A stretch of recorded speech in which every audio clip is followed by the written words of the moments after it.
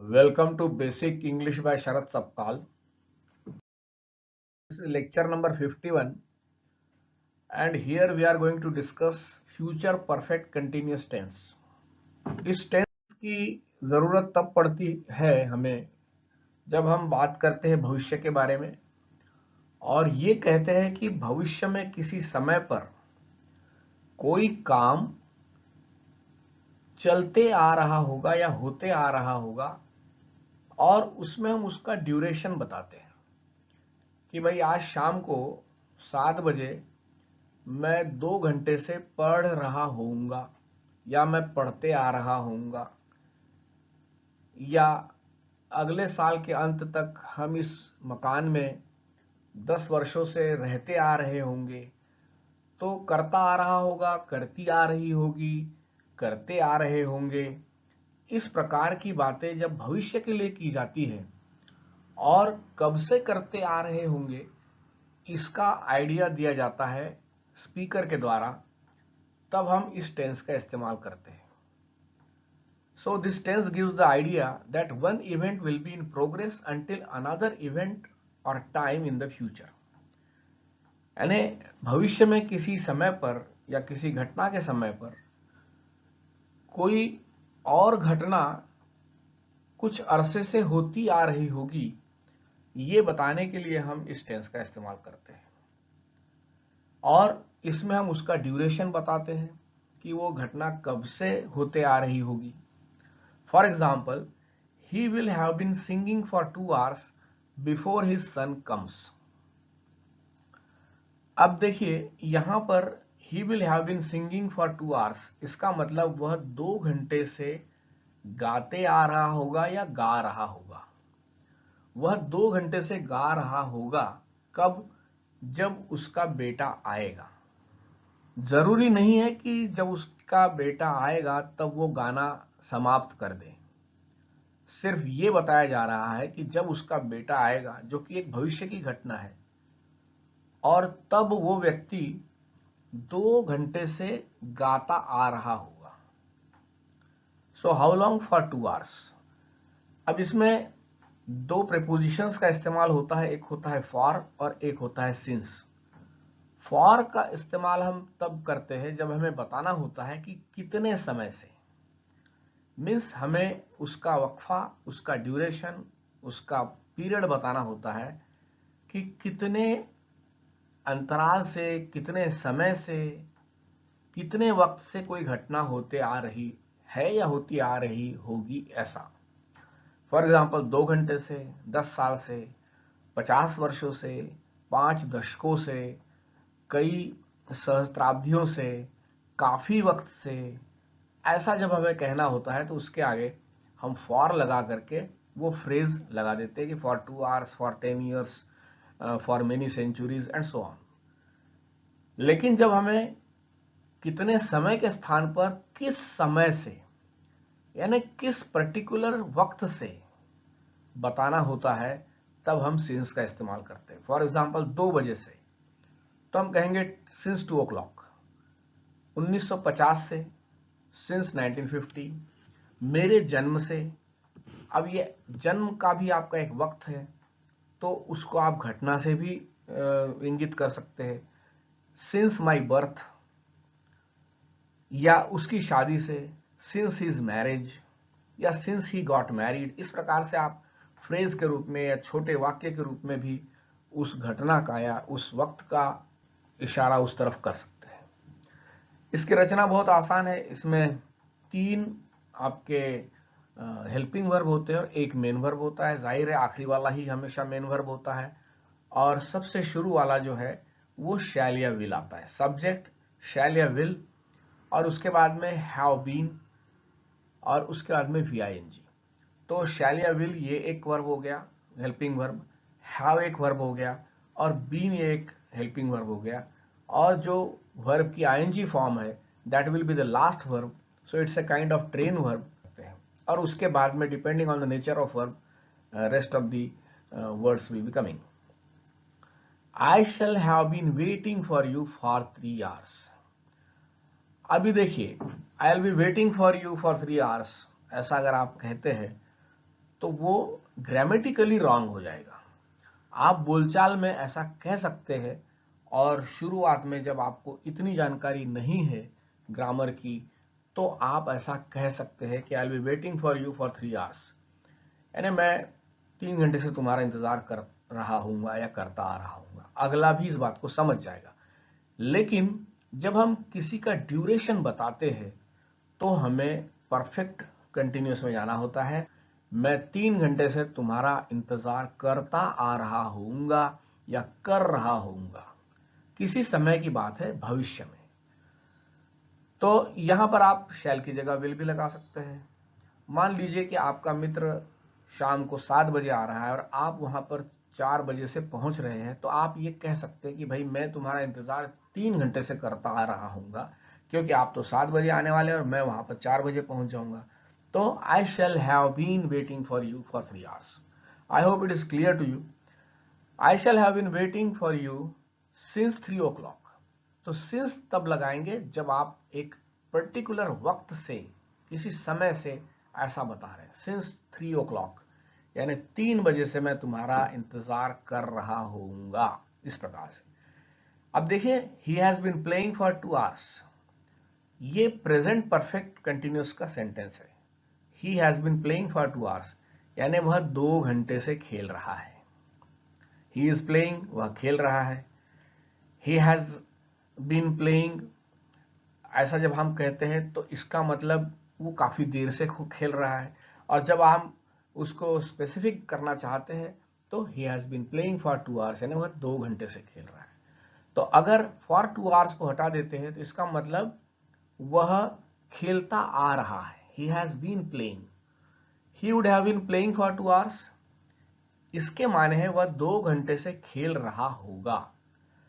तो आपका ये जो सेकंड सेंटेंस है, इसमें आप एक अंदाज बता रहे हैं और ये बता रहे हैं कि वो अभी खेल रहा होगा। तो अगर आप विल की जगह पर वुड लगा देते हैं तो ये बात भविष्य की न होकर के अभी की बन जाती है। और इसमें he has been playing for 2 hours यानी वह 2 घंटे से खेल रहा है। यहां पर आप निश्चित होकर के बात कह रहे हैं कि आपको जैसे मान लीजिए पक्का पता है कि वो 2 घंटे से खेल रहा है। लेकिन जब आपका एक अंदाज है, आपका एप्रीहेंशन है, तो आप ये कह सकते हैं कि वह 2 घंटे से खेल रहा होगा, शायद खेल रहा होगा। Perhaps he would have been playing for 2 hours, या सिंपली भी कह सकते हैं कि he would have been playing for 2 hours यानी वह 2 घंटे से खेल रहा होगा। अभी उसको 2 घंटे हो चुके हैं खेलते हुए, इसके ये माने हैं। By 6 o'clock I will have been sitting here for 10 hours यानी 10 बजे तक मैं यहां 10 घंटे से बैठा हुआ होऊंगा, इस प्रकार से।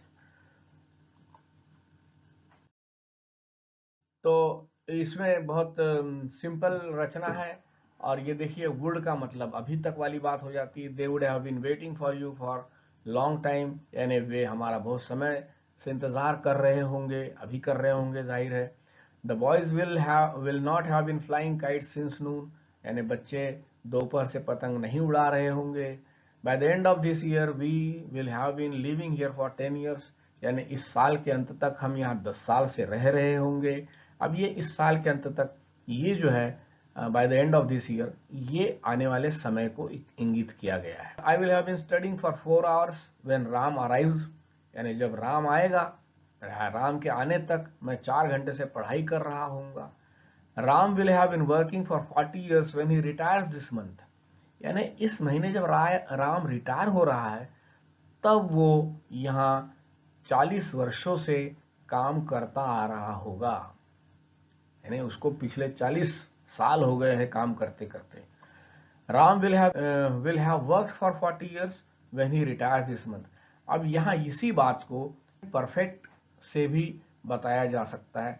जब कोई वर्ब इस प्रकार का होता है, इसमें कंटिन्यूटी ऑफ एक्शन दिखाई जाती है, तो ऐसे वर्ब को आप परफेक्ट में या परफेक्ट कंटिन्यूस दोनों में बता सकते हैं।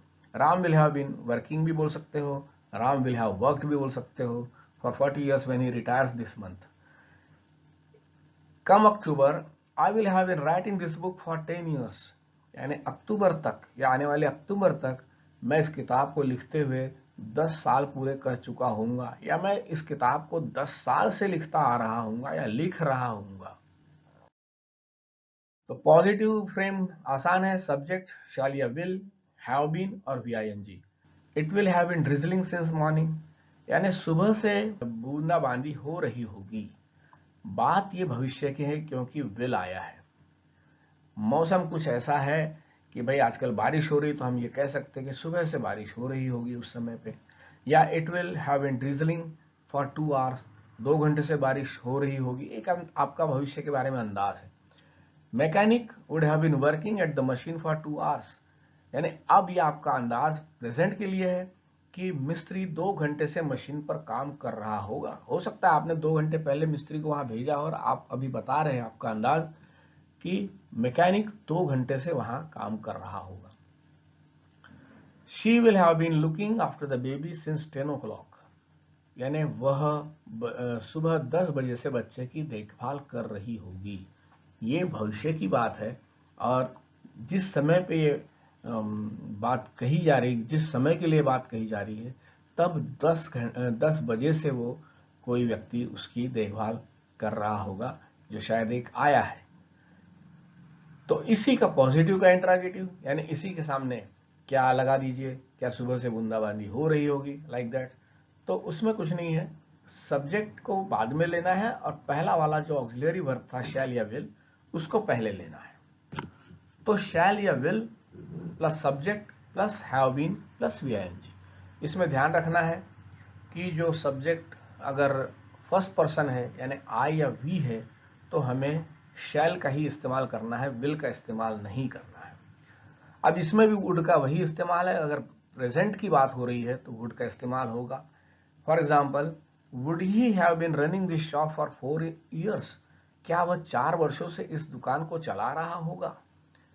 अभी तक उसको चलाते हुए क्या 4 वर्ष हो चुके होंगे, ऐसा आप अंदाज जब लगा रहे हो तब हम इस बात को ऐसा कहेंगे। Will he have been waiting for me since 3 o'clock, क्या वह 3 बजे से मेरा इंतजार कर रहा होगा। By the end of this year will we have been living here for 10 years, यानी इस साल के अंत तक क्या हम यहाँ 10 साल से रह रहे होंगे। उसके बाद में इसी के आगे आपको WH वर्ड, यानी कि कब, क्यों, कहाँ, कैसे, ये जो इंट्रोगेटिव एडवर्ब्स होते हैं वो लगा देना है। Why will you have been staying with him, यानी तुम उसके साथ क्यों रह रहे होंगे या तुम उसके साथ क्यों रह रही होगी, कोई लड़की है, महिला है तो। How will they have been managing to live with such meagre means, वे इतने कम पैसे में कैसे गुजारा कर रहे होंगे, ये भी बात भविष्य की है। Where will she have been staying for 10 days before she joins the office? Office join करने के पहले 10 दिनों तक वह कहाँ रहेगी या कहाँ रह रही होगी, लाइक दिस। अब देखिए negative table D, subject will या शैल जो भी आए उसके बाद में नॉट आएगा। Subject will not have been, अब ये नॉट एक एडवर्ब है और बाकी वर्ब्स की संख्या उतनी ही है, और लास्ट में VING. Asha would not have been playing for 2 hours, यानी अभी के बारे में आपका अंदाजा है कि आशा 2 घंटे से नहीं खेल रही होगी। Mohan will not have been going to school for 2 days, Mohan 2 दिनों से स्कूल नहीं जा रहा होगा, ये भविष्य की बात है। It will not have been raining since noon, दोपहर से बारिश नहीं हो रही होगी, ये आपका भविष्य के बारे में अंदाजा है। इसमें हम एप्रीहेंशन ही करते, अंदाज ही लगाते कि ऐसा नहीं हो रहा होगा या वैसा हो रहा होगा, इस प्रकार से।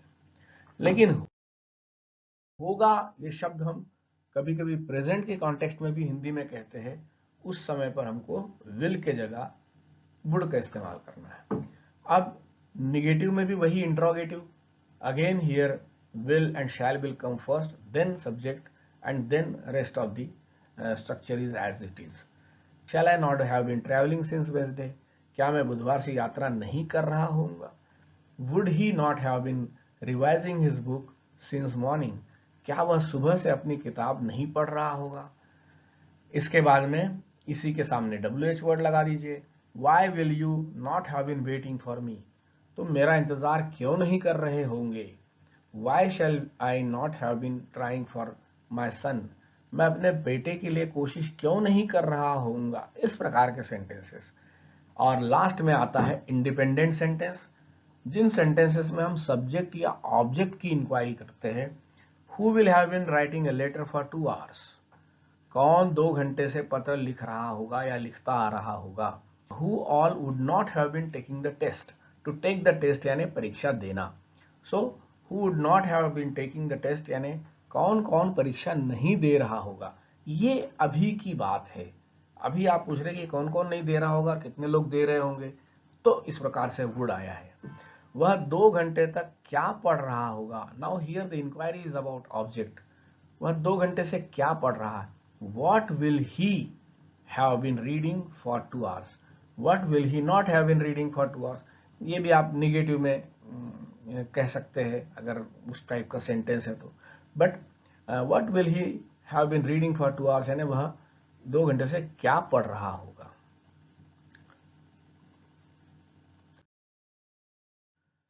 So here I finish it and we will meet in lecture number 52 also. और आगे के एक लेक्चर के बाद में will switch over to the passive voice sentences. Thanks for watching, please subscribe to the channel and offer your suggestions.